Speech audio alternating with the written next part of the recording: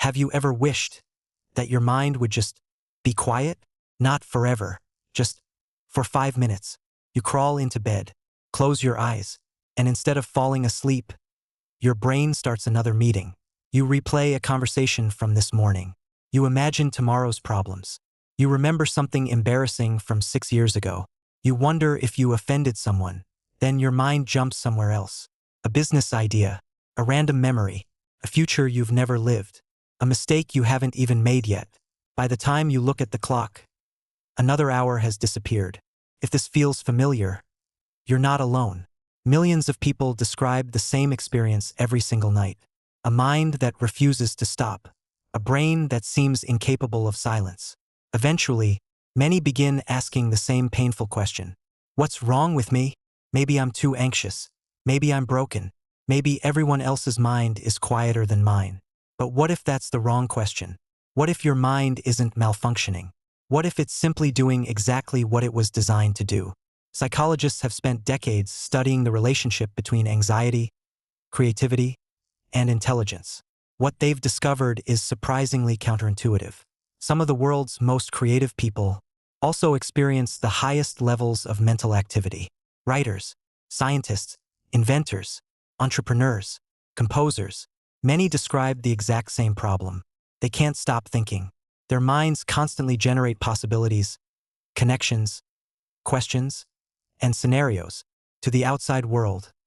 This looks like overthinking, but inside the brain, something very different may be happening.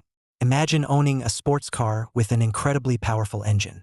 Now imagine trying to drive it through a crowded parking lot. The problem isn't that the engine is broken. The problem is that all of its power has nowhere to go. For many people, the human mind works the same way. A highly active brain, without direction, doesn't produce creativity, produces anxiety, not because it thinks too much, but because it has nowhere meaningful to place those thoughts. Here's something most people never realize. Your brain hates uncertainty more than almost anything else.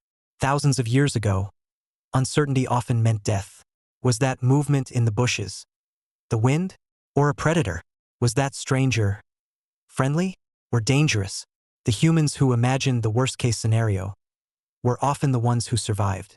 Your ancestors didn't survive because they were relaxed. They survived because they constantly imagined what could go wrong. That survival system still exists today. Only now, the predators have changed. Instead of wild animals, your brain scans for social threats. What if they don't text back? What if I fail the interview? What if everyone thinks I'm incompetent? What if I embarrass myself? The danger isn't physical anymore.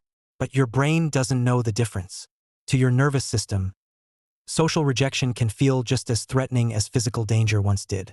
So it does exactly what evolution taught it to do. Keeps thinking, again, and again, and again, trying to solve problems that haven't happened yet, trying to predict futures that may never exist, trying to protect you from pain. The tragedy is that the same system designed to keep you alive can slowly convince you that your own mind is your greatest enemy. But what if that's not true? What if your overthinking isn't the disease, but the raw material? Because history suggests something fascinating. The people who changed the world rarely had quiet minds. They had minds that never stopped asking, what if? The difference wasn't the number of thoughts they had. It was what they did with them. And that's where everything changes. If you've ever been told, you think too much, you've misunderstood what that actually means. Thinking isn't the problem. The direction of your thinking is. For years, psychologists believed overthinking was simply a symptom of anxiety. But recent research paints a much more complicated picture. Many people with highly active minds also score higher in something called divergent thinking. Unlike convergent thinking, which focuses on finding one correct answer, divergent thinking explores many possible answers at once. Imagine asking two people the same question. What can you do with a brick? Most people might say, build a wall. But a highly divergent thinker keeps going. A doorstop, paperweight, a weapon, a flower pot, a sculpture, a heat source, a musical instrument, a piece of abstract art. Their brain doesn't stop at the obvious. Keeps searching for possibilities. This ability is one of the foundations of creativity. But it comes with a hidden cost. The same brain that effortlessly generates ideas also generates worries. If your mind can imagine 10 brilliant business ideas, it can also imagine 10 catastrophic futures. The mechanism is exactly the same. The content is simply different. This is why many creative people describe their minds as both a gift and a burden.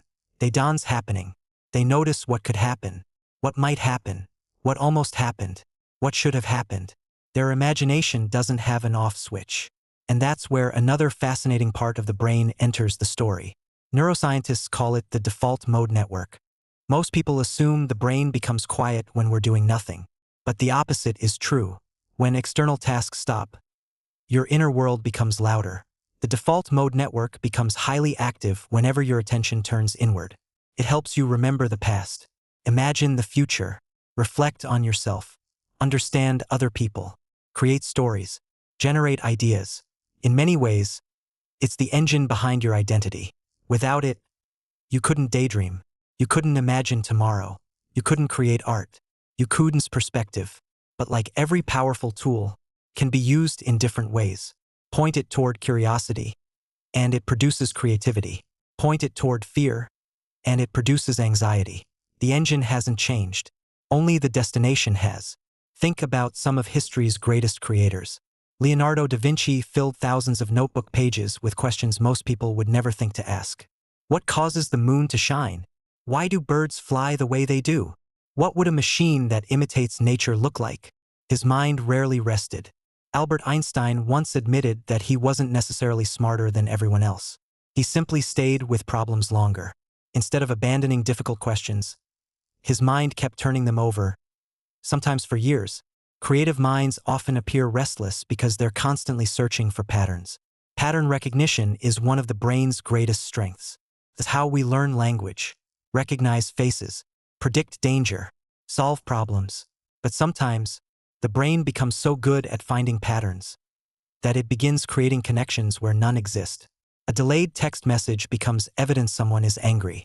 One awkward meeting becomes proof you're failing. A single mistake becomes the beginning of disaster. The same pattern recognition system that helps an inventor connect ideas can convince an anxious mind that catastrophe is just around the corner. Again, the problem isn't intelligence.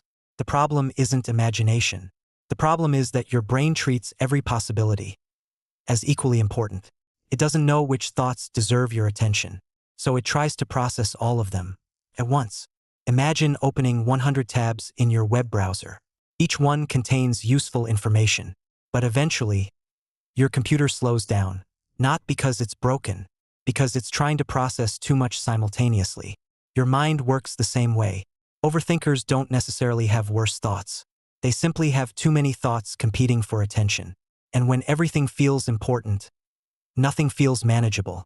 This is why telling an overthinker to just stop thinking is about as helpful as telling a race car to stop having horsepower. The strength isn't the problem. The lack of direction is. The goal was never to silence your mind. The goal is to teach it where to go. Because once your thoughts have a purpose, they stop feeling like noise. They begin sounding like ideas. So, if overthinking isn't the enemy, what is? The answer might surprise you. It's not your thoughts. It are trying to keep them. Most overthinkers make the same mistake. They try to solve every problem inside their own head. Imagine trying to organize an entire library without ever taking a single book off the shelf. Eventually, everything begins collapsing into itself. Your mind wasn't designed to be a storage unit. It was designed to process information, not permanently hold it. This is why so many psychologists recommend something surprisingly simple. Write it down. Not because writing magically solves your problems, but because it changes where those problems exist. The moment a thought leaves your mind and appears on paper, your brain no longer has to spend energy remembering it. Psychologists call this cognitive offloading. Instead of carrying every thought internally, you create external space for your mind to work. Think about how many thoughts you repeat every day. I need to send that email. Don't forget the meeting. What if I fail? What should I say? Maybe I should start that project. Many of these thoughts aren't actually being processed. They're simply being recycled, like a song stuck on repeat. Your brain keeps replaying them because it fears you'll forget. The solution isn't to think harder. It's to stop forcing your brain to become your notebook. This is why so many writers, inventors, and entrepreneurs carry notebooks everywhere. Not because they have better memories, because they know ideas are fragile. The brain generates them. Paper protects them. There's another reason this works. When thoughts remain inside your mind, they're abstract, emotional, chaotic. But the moment you write them down, they become objects. You can examine them, question them, rearrange them, improve them. A fear written on paper often looks very different than the same fear floating around your head at 2 o'clock in the morning. Something fascinating happens when people begin externalizing their thoughts. They discover patterns. The same worry appears again, and again, and again.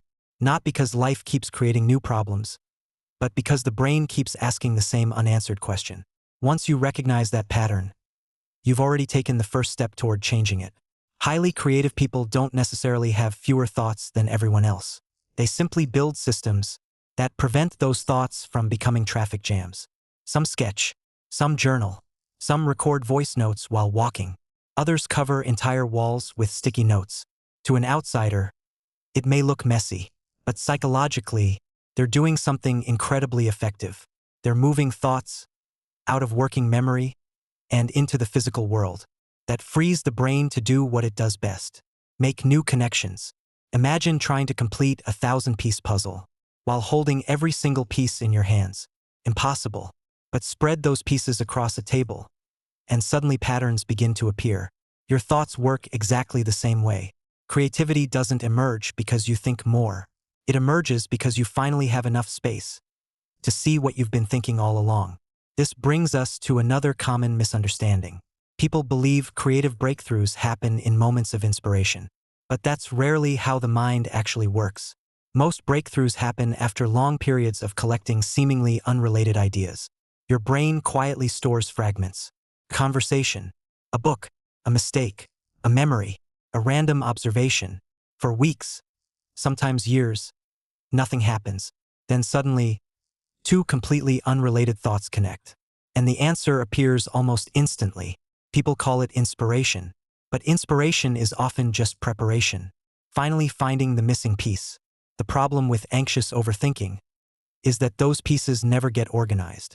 Everything stays trapped inside your head. Every possibility feels equally urgent. Every idea competes with every fear, until eventually, your imagination begins working against you instead of for you. The goal isn't to have fewer thoughts.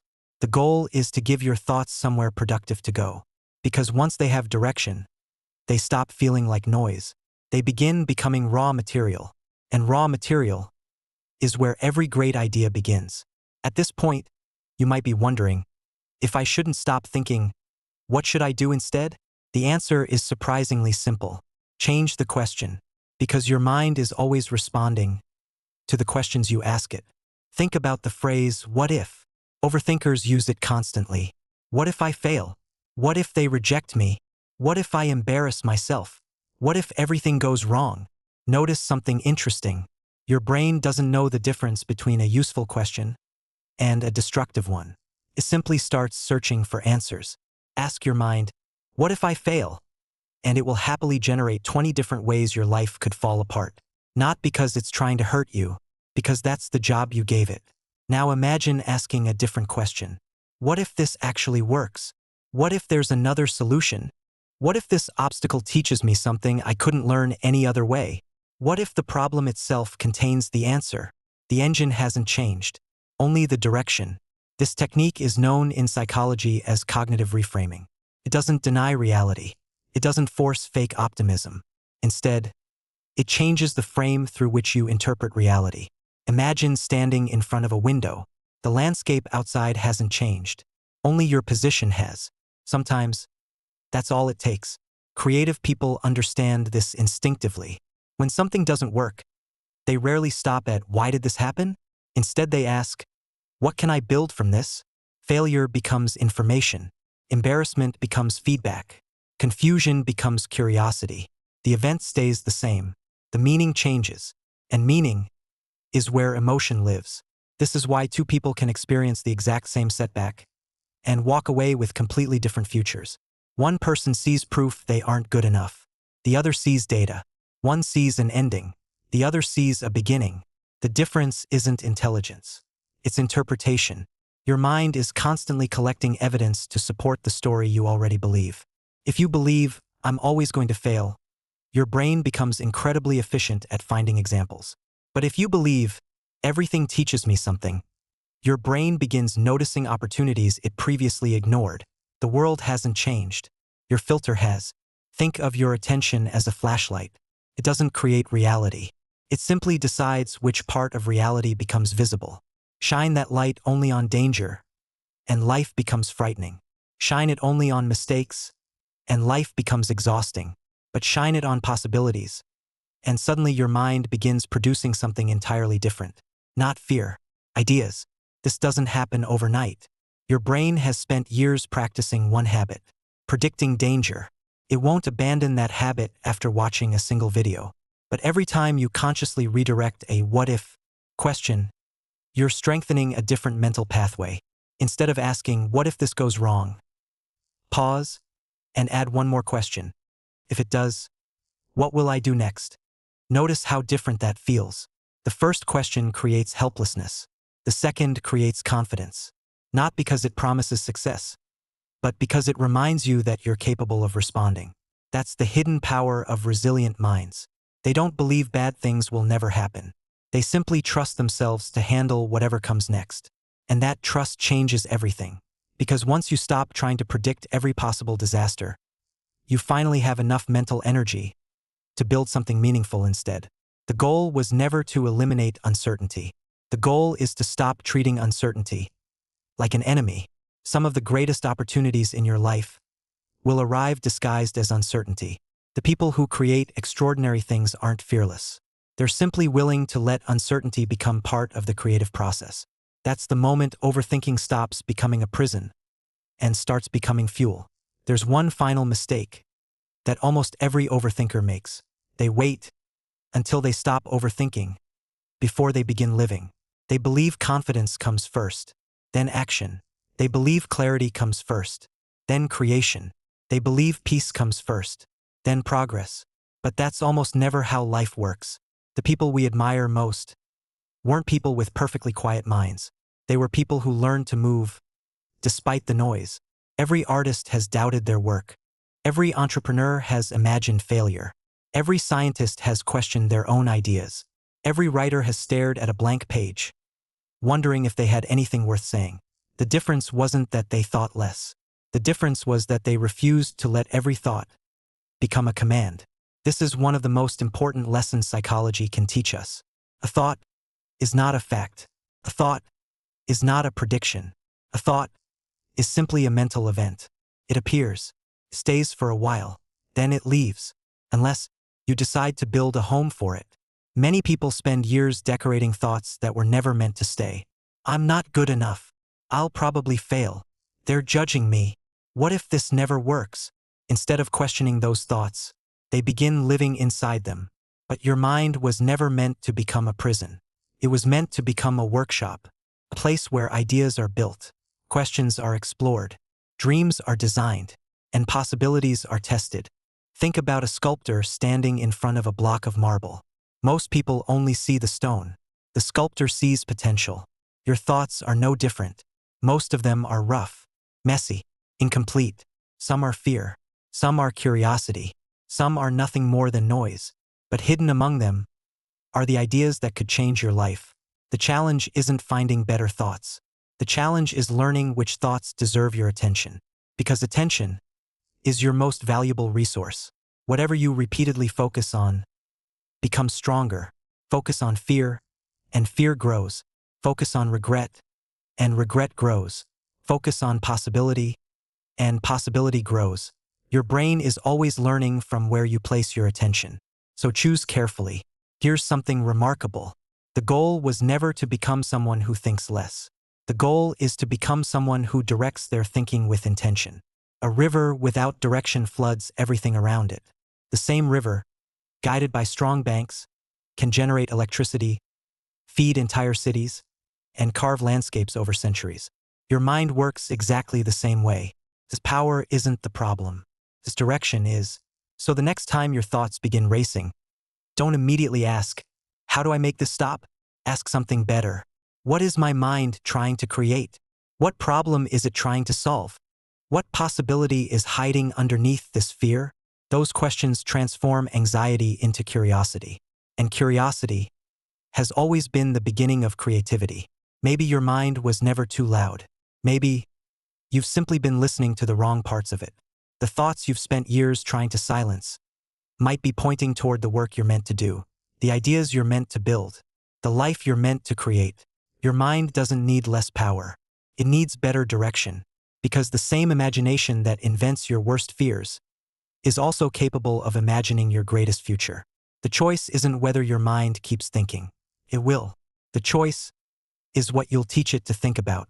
If this video helped you see your mind in a different way, leave a comment below. Tell us what you've been carrying that deserves a new direction. And if you're fascinated by psychology, human behavior, emotional intelligence, and the hidden patterns that shape our lives, subscribe to True Persona, because understanding your mind may be the most important skill you'll ever learn. Until next time, take care of your mind, not by silencing it, but by giving it something meaningful to build.